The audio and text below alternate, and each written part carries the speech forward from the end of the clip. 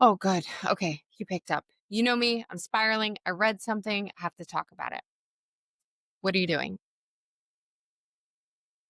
Nothing. This, the same thing I always do.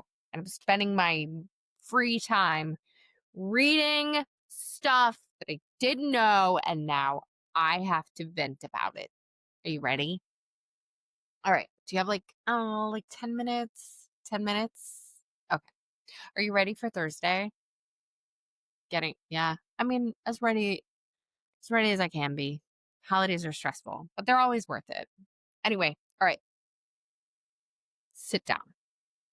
You know how we're always talking about like gone girl energy, right? I'm talking about like Amy Dunne, right? And how she set up her husband. We always say it's these women think it's like the ultimate revenge fantasy, right? Well, I just found out that Agatha Christie, yes, the Agatha Christie, the old lady who writes mystery novels.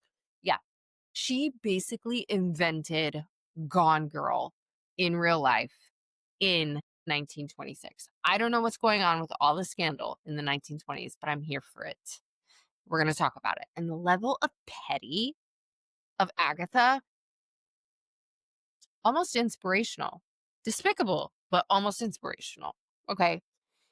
It's not murder. Don't worry, nobody dies, okay?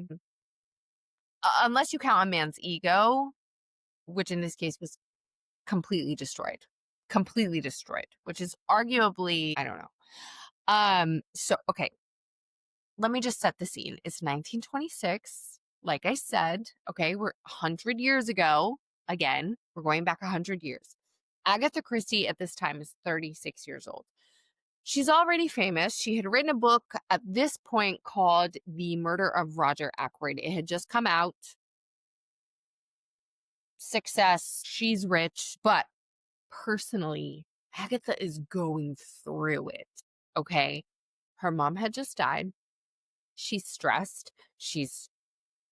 I mean, and on top of that, her husband, Archer Christie, total trash. Trash. So Archie is a World War One pilot. He's very dashing, apparently, but he also is kind of like a boredom-seeking missile. He comes home on their daughter's birthday. Their daughter's birthday.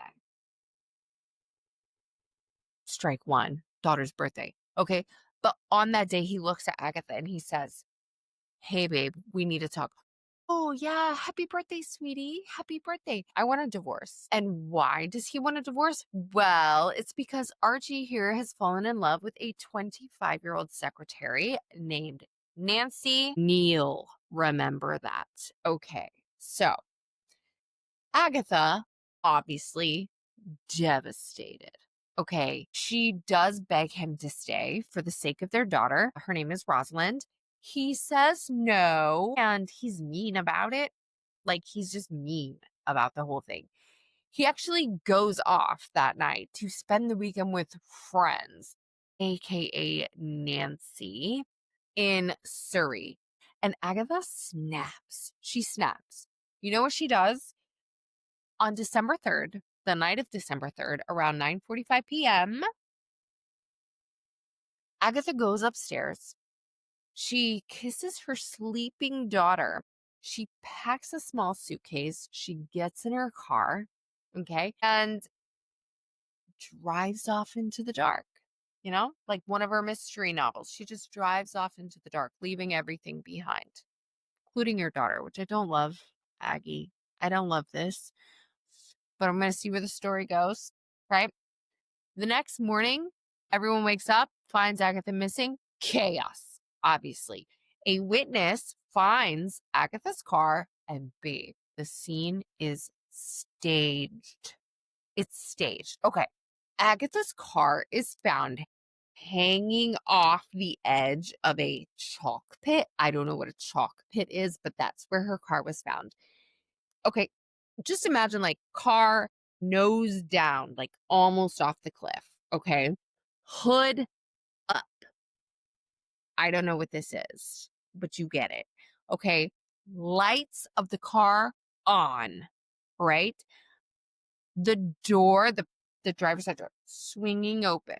Literally, it's like a movie, right? It's like something she would write in her books. Inside the car, we find her fur coat. We find her driver's license. We find her small bag of clothes, right? The little bag that she packed before she left her daughter, after her husband told her that he was leaving her for a much younger woman.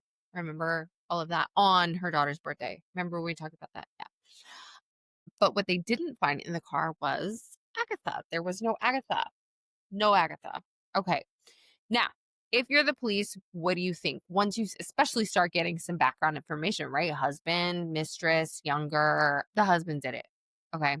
Obviously, it's not always the case, but it is 99.9% of the time where police go when a spouse goes missing, right?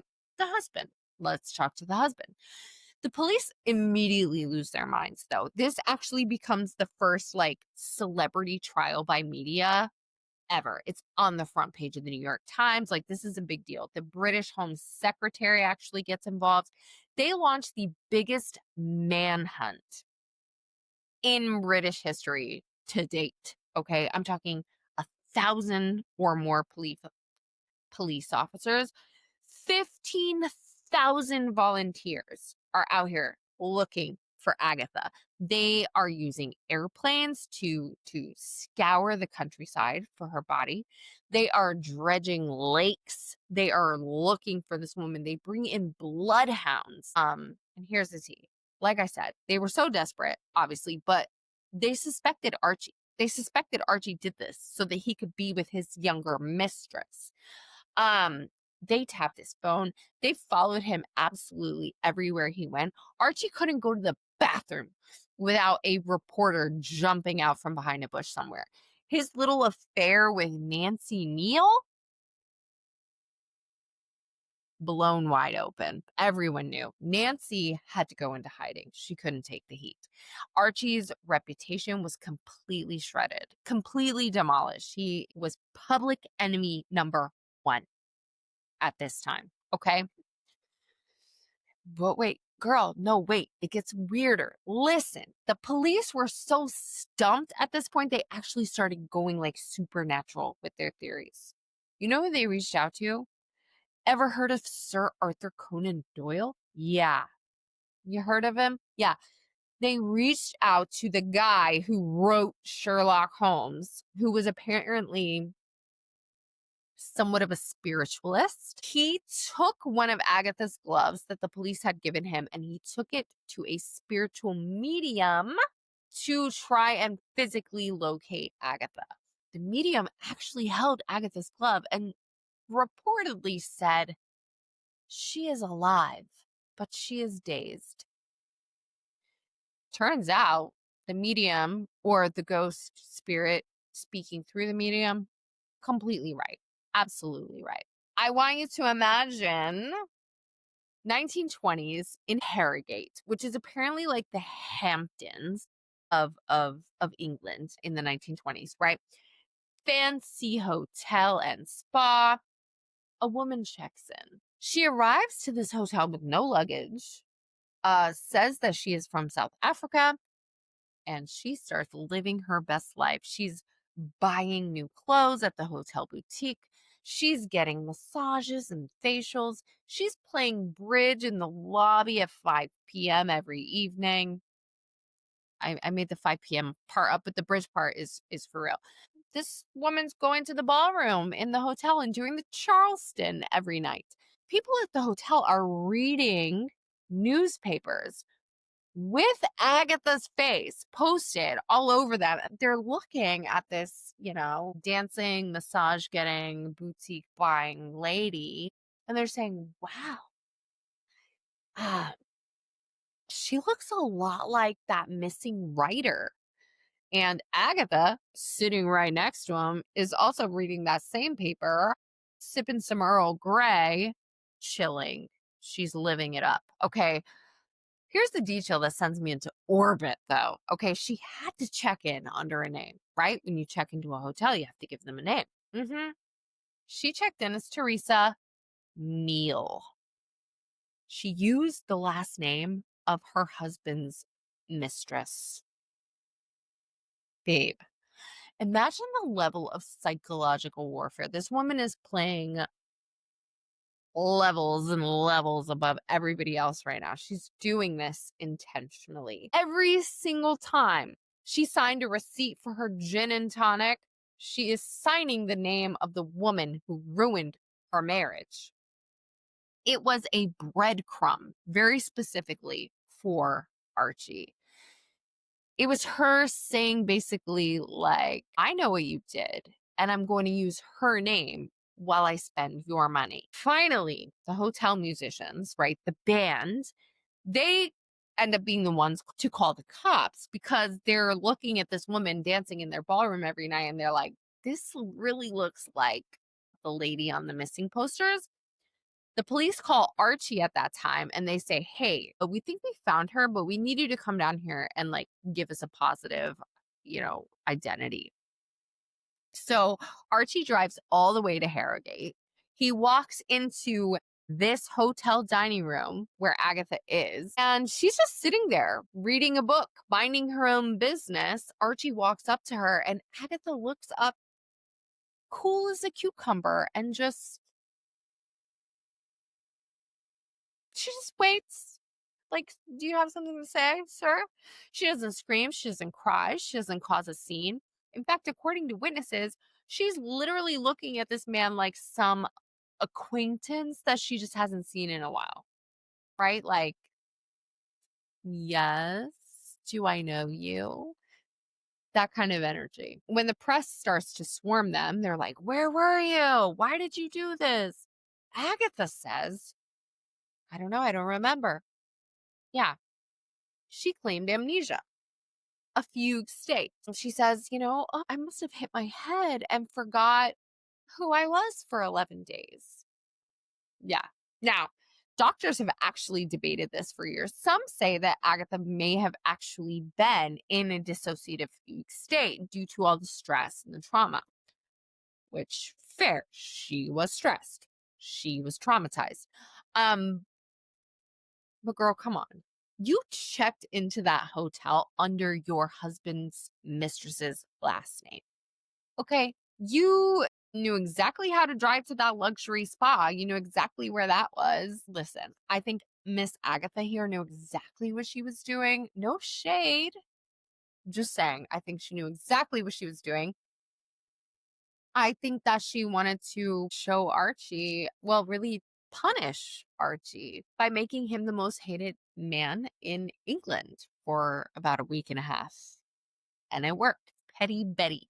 This is the queen of petty right now in the 1920s England. Okay, they divorced. Archie married his mistress, boring. And they were actually social outcasts for years, Archie and the mistress. But Agatha, of course, Agatha bounces back. She married this like younger archaeologist, very handsome, very dashing. Okay. His name was Max. He was 14 years younger than Agatha. In fact, she very famously once said, quote, an archaeologist is the best husband that a woman can have. The older she gets, the more interested he is in her. Okay, Miss Christie, icon.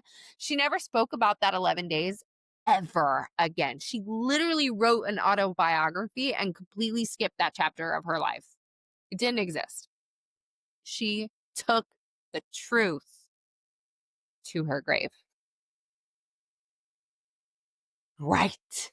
I didn't know this, but now I know it and you know it. So, yes. Anyway, thank you for picking up. I hope you have an amazing evening. Tomorrow's Thanksgiving Eve. Get ready. It's a whirlwind.